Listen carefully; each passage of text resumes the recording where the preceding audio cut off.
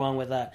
I love how fast he is. I saw one time he was chasing the quarterback, and the quarterback decided to run and not throw. As soon as the quarterback tucked the ball in, he flew like a cheetah and track like he is so fast.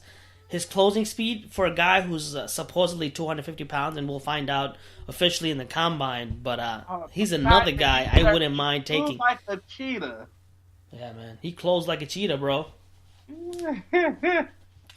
So between him, we'll see what happens. So that's my top 10, man. What would you change? You know, see, this is why me and you do this show, because great minds think alike. And I can't really go wrong with this, you know? Yeah. Now, I have done some of my little tinkering. You know, last night I made Mel Kiper Jr. look bad. He makes himself look bad. Well, clearly, especially with that fake hair he got. Mel Kiper. He had a. Oh, you got a mock draft. I want to give. You know who else I was thinking about putting in the top 10 was Vita Vea, the 300. You know that's still a strong possibility of happening. Only reason he's not gonna go top 10 is because of the position he plays. You know, he's a nose tackle, one technique guy. So his main job is to take on that center guard double team and play the run. I paid attention to Vita Vea this past season. Mm-hmm. The man created pressure playing the 1 and 2 technique. He played the 3 technique I saw, and he was a disruption inside. Dude, if he runs a sub-5, the man was on, I don't know how, because the man was on special teams. The man was on punt. He was on punt team. Yeah, I saw that. Maybe he was like in playing like, I don't know, right next to the snapper as a big guy, but he ran him down. Really? Where was he lined up? He was what? He was lined out a tad bit on the outside, but he was still inside, but he was on the outside. So my whole thing is this: if I'm seeing that from him, I'm like, yeah, you know what? I can dig that. I mean, seriously. Yeah, I would not be disappointed, and I would put him number 11, maybe even higher, because Paul Gunther also likes to take away the run first. You take away the run and make them throw it. Right. We really don't have a one technique in our defense. You know what I mean? But only reason I didn't put him up there, you can go someone like B.J. Hill in round 3 and have him get plugged in as a run stopper. So, I don't know. But still, I would put him probably 11. But I would not be shocked if and here's the best thing about this draft. There's so much talent. Yeah. And D-line is huge. D-line is deep in this draft. Cornerback too, right? Running back. And what I like about this draft, it doesn't have like, oh, this guy's going to be an all-pro every year type, but this draft is full of really good players that can come in and contribute. You know what I mean? Oh, I know, yeah. Yeah. You know, it's... I would probably say Saquon is up there. Just because he's a running back, I had him at number 3. If he falls, oh man, John Gruden has to take him. I think he's salivating over it because we don't have a starting running back. But we'll get to the rumors. You know that? We'll get to the rumors. You want to drop your mock draft? Your weekly mock draft? Yeah, you know, it's still some talking about, but I'm gonna be real here. It's guy. The thing about it, we could be looking at going in this situation for the first round BPA. My boy Johnny was talking to me, and if you ever want to talk the draft with somebody, my boy Johnny Pham, Shout out to Johnny Pham. Y'all take a good listen to him because he knows what the hell he's talking about. He's coming in. Are we gonna interview Johnny Pham? I was trying to get him come on today. I don't know. You know what? Man, we'll do an interview. We'll do an interview with him separately. We'll put it in and release it in the podcast. How about that? Yeah, but like real talk, he understands the number game when it comes down to the draft. If you ever want to talk to him about it, you ever want to be real with it, I say straight up going and talk to him. But like he really enlightened me. He really enlightened me about what was really going on with the draft. And like I said, we'll bring him on. We'll bring him on. It could just go BPA, best player available. Right, and also I think what Reggie does is a need-based BPA. If the best player available will say a quarterback, he's not going to put a quarterback in his top 10, obviously. So I think what he does is gets like all the positions that we need. We definitely need to upgrade and he'll take the best players from there. So yeah, BPA definitely works, especially when you're that high. I mean, you got to look at it. Let's look at this right here. D line, interior wise, we're gonna have to hit it in this draft. You can go on and grab 2 players because we're not sure we're gonna bring Justin Ellis. We're not. I don't think so. Because then here's another thing. You know, if we go on us grab us an edge rusher that can cover the run and the pass, I'm looking to move Mario Edwards inside.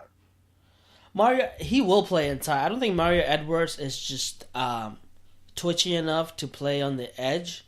Maybe is in run support. You put Mario on the edge with Mac, and you put kind of mix it up. And you put Irvin at Sam linebacker. But Irvin is pretty good, even though he's a little smaller on the edge side. He's been very good defending the run.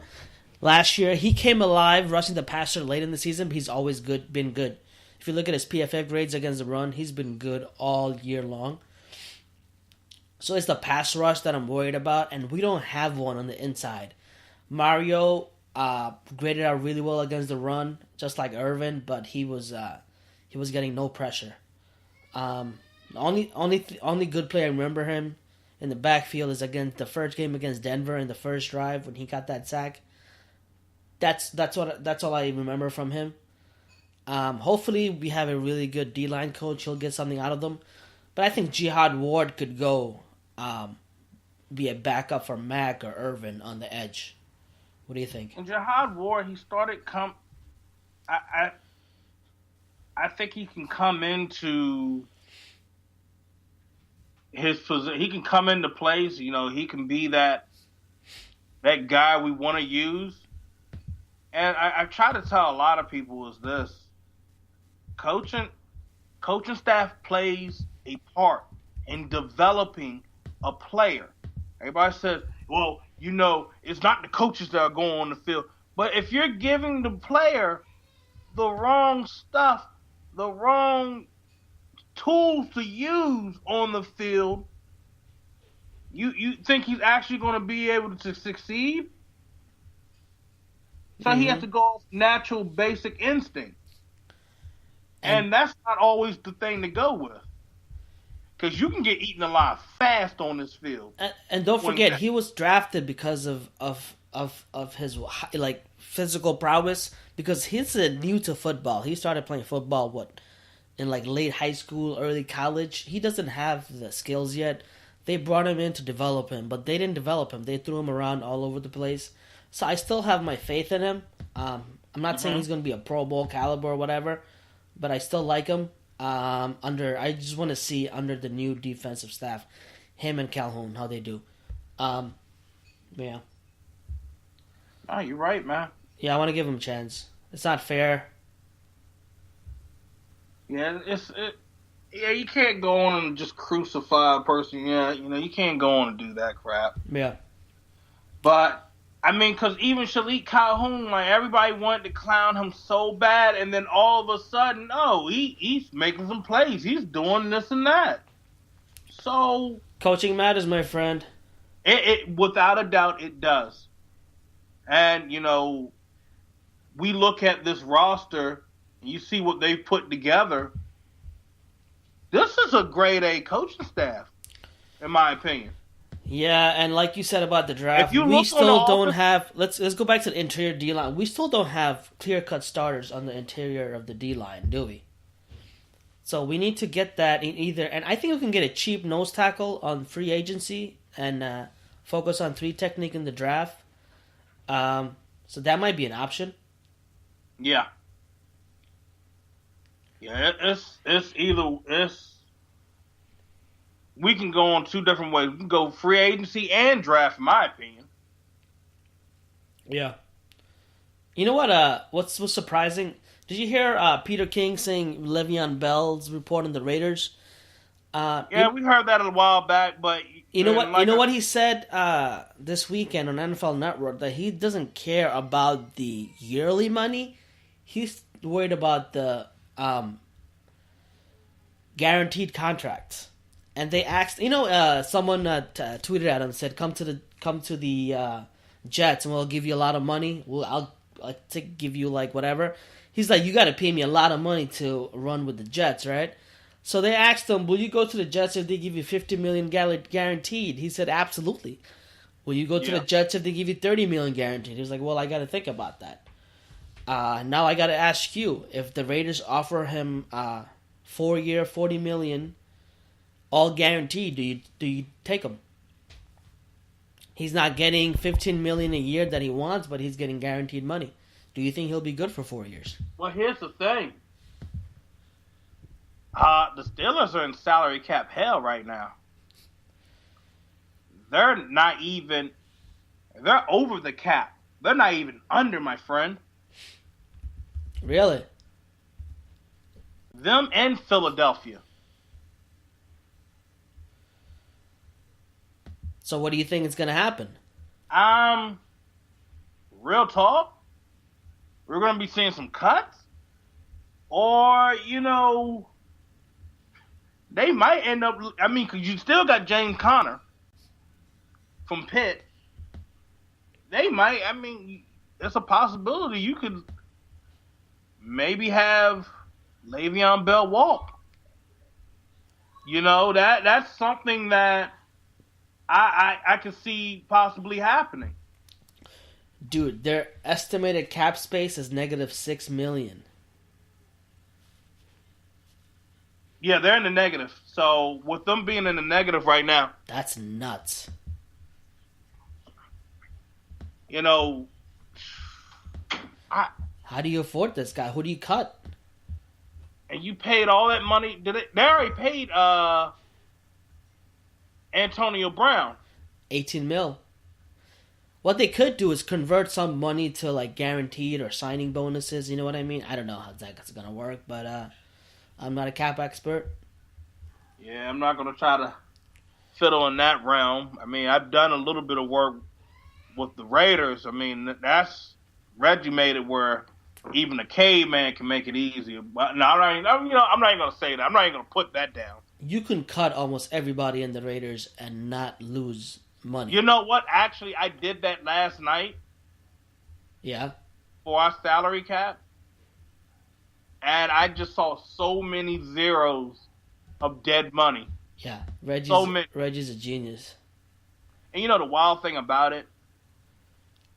The guys that Reggie had let go of and then brought them back, I don't believe they're going to even be counting for dead money. Right.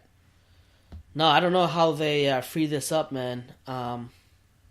So really, it's a lot to look at. But you know what? You ready for my mock draft? You ready me to just drop some knowledge on you? Let's do it.